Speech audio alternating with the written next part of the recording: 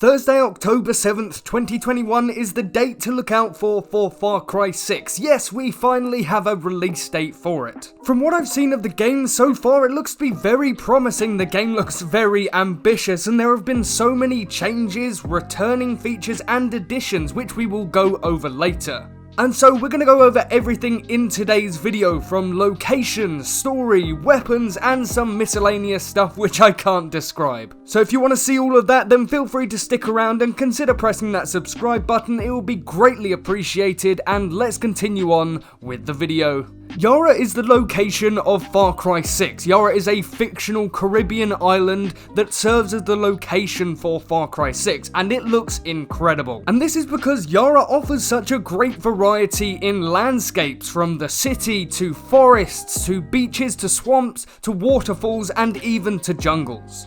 I think it's going to be very hard to find myself being bored in the world of Far Cry 6, as there is just so much visual variety. And so credit where credit's due to the Ubisoft team. They look like they have really created a fun and whimsical open world that I can't wait to dive into. From the live Ubisoft event we had the other day, we now know that Yara has been cut off from society for nearly 50 years, cut off from the entire world in fact. And so it's really cool to see all these retro vehicles like retro tanks or even abandoned cultural hotspots that once used to house many people during a time without revolution. And from all the buildings and the architecture, it really does let you take a glimpse back in time 50 years.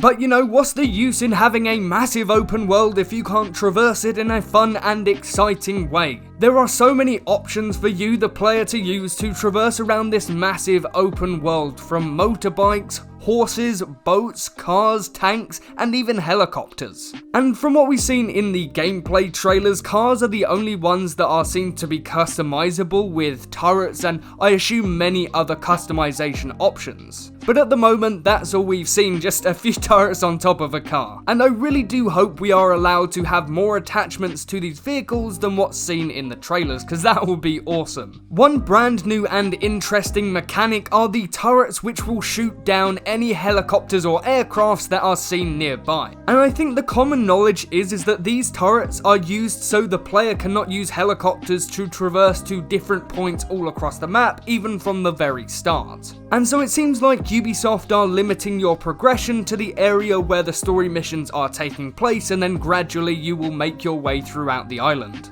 And personally for me, I think this is a great choice. It might even take away all of the towers that we used to have in all of the old Far Cry games where you have a new sync point. And so I'm just presuming that once you take down one of these turrets, that area will then be available for you to use any aircraft that you would like. And there are even now little treasure hunts that you can do around the world, which I think is a very smart way of changing up the whole collectible formula. Although I'm not too sure if this is actually replacing the collectible feature, it could just be a part of the collectibles, but for that we will just have to wait and see for Far Cry 6 to launch. And on a story side of things, as I noted previously, this society has been held back from the entire world for 50 years. And its current ruler, Anton Castillo, is trying to bring Yara back to its former glory. And unfortunately, he's doing it through some questionable methods. Anton is almost turning Yara into a police state by suppressing the people to achieve his goals,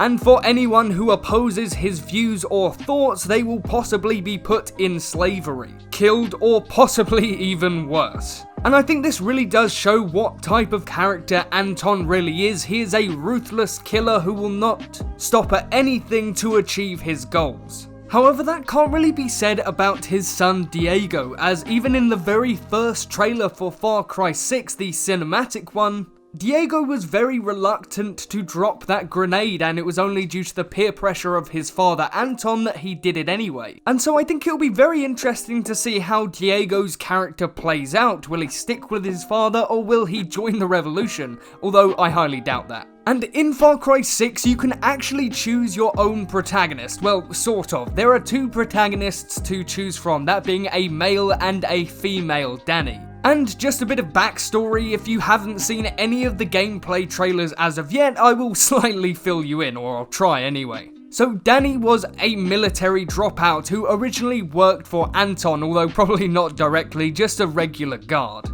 The protagonist Dani has lived in Yara their entire life, and in an attempt to get away from everything relating to Anton and the revolution, Dani tries to get on a boat to leave. However, Anton hires a group of guards to shoot everyone on that boat and stop them leaving, but fortunately for Dani, they were the one who got away. And so this sets up the whole revenge plot against Anton for the rest of the game.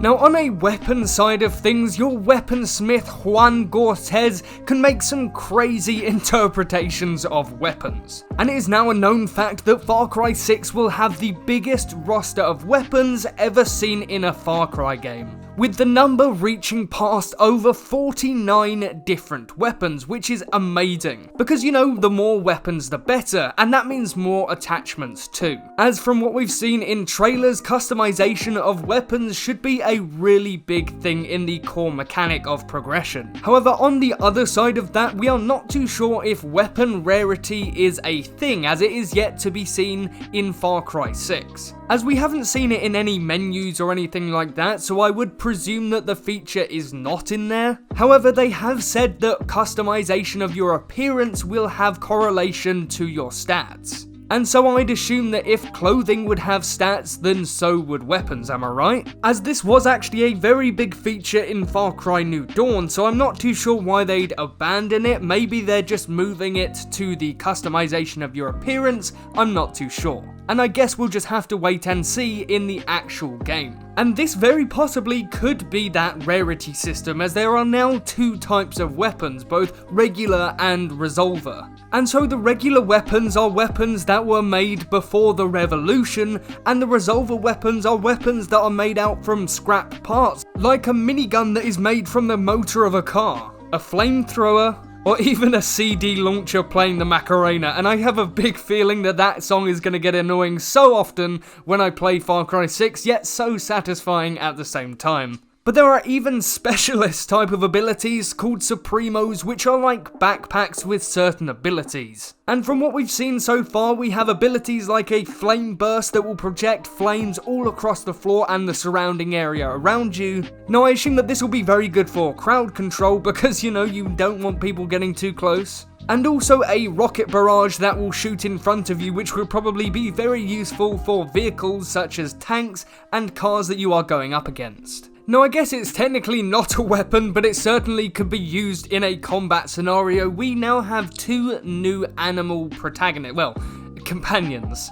And although it's not been outright confirmed and stated that this is true, I'm basically gonna presume that Fangs for Hire is back, as that was an element in Far Cry 5. And as we've seen in gameplay, these two companions have two very different playstyles. The first being Chorizo, which is the dog. It can't kill anyone directly, but they can distract enemies. And so this will be very useful if you're trying to go for a stealthy approach in a mission perhaps. And then we have Guepo, which will help out in combat scenarios by pinning down enemies or just tearing them to shreds. And so it's very evident that Ubisoft thought carefully about which type of companions to give the player. And I think this is certainly a very smart option. As I said, it gives the player the option to go for the stealthy route or the full guns blazing route, which I think is amazing, as it gives the player real choice in any scenario. And it doesn't just give them like a fake choice on what to do, which I think is great. Now while we're on the topic of stealth has had a massive increase in focus for Far Cry 6.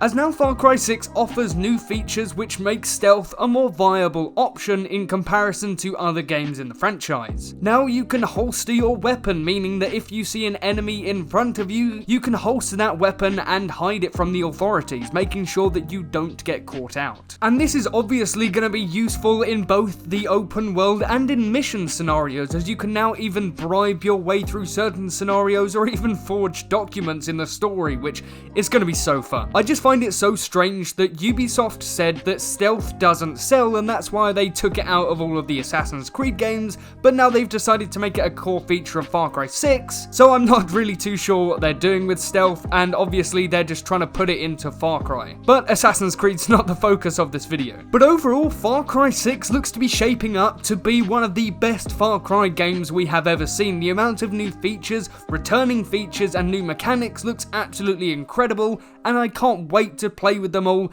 in Far Cry 6 when it launches on October 7th, 2021. But thank you so much for watching this video. If you did enjoy, then consider subscribing, liking, and turning on that notification button so you don't miss another upload from me.